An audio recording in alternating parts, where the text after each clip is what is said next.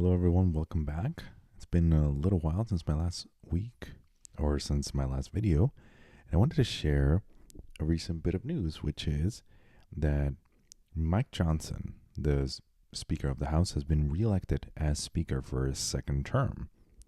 And this comes as he received the Trump endorsement.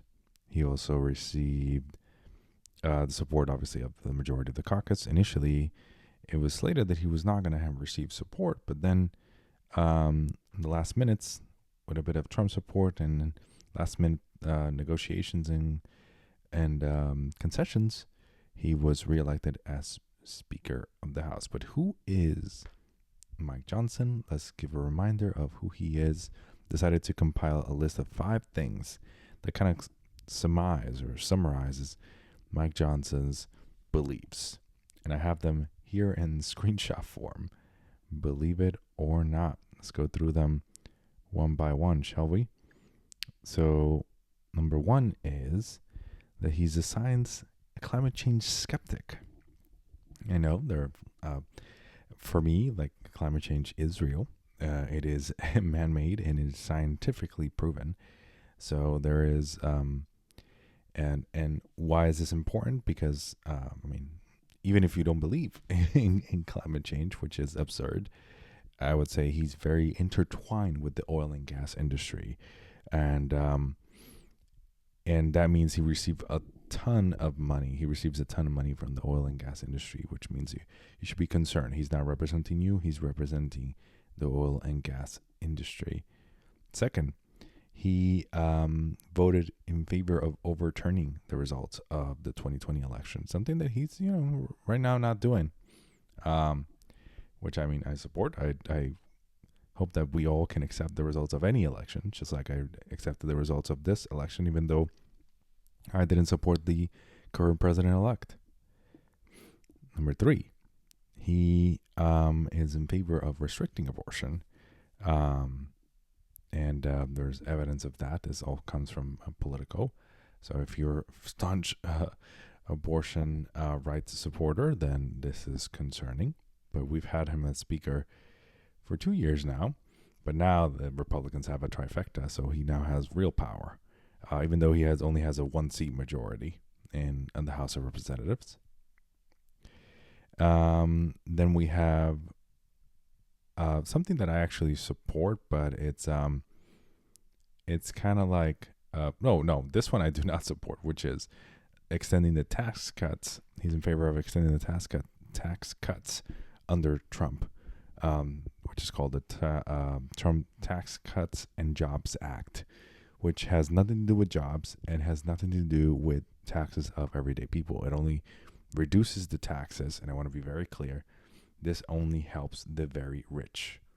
If you are a billionaire, then you are happy about this. If you are working class, like I am, you should not be happy. This is not going to help you at all. So this is terrible news for our economy, which means it will increase the debt and like the overall public debt of the United States. If you care about that thing, it will increase it substantially. That's how the debt was increased under, last time. The reason it was increased substantially, it was because of the Trump tax cuts, and then later on, obviously, COVID stimulus and whatnot. But this is something notable. And last but not least, this is something that's good. Second to last, this is something that's good, which is he voiced support for the child tax credit. But there's a caveat here, which is they're going to means test it, which is they're going to take a really strong universal program and turn it into something terrible. Mean testing is terrible for the economy. You do not means test Social Security, and Social Security is universal. Same goes with Medicare, Medicaid. So I don't know why the child tax credit needs to be means tested either.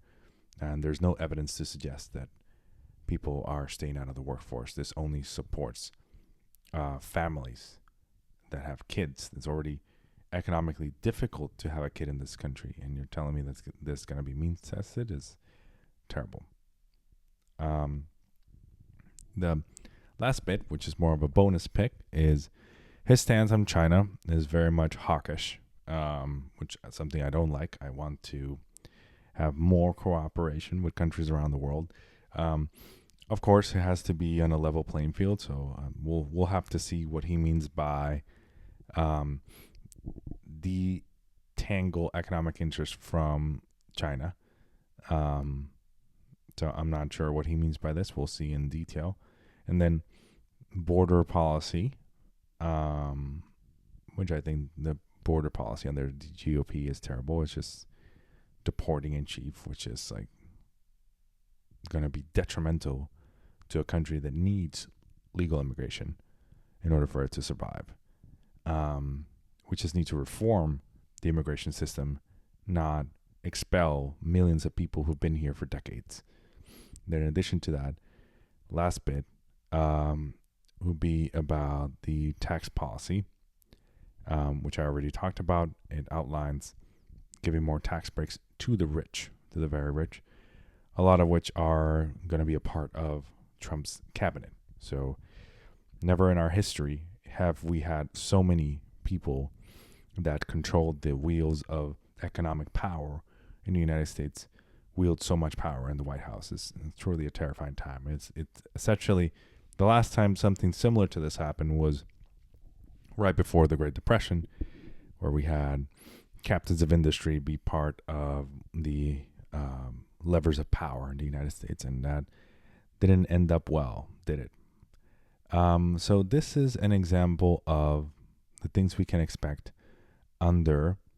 from Mike Johnson. He is a staunch conservative. Don't be swayed by the rhetoric in the media, like portraying him as some sort of like centrist.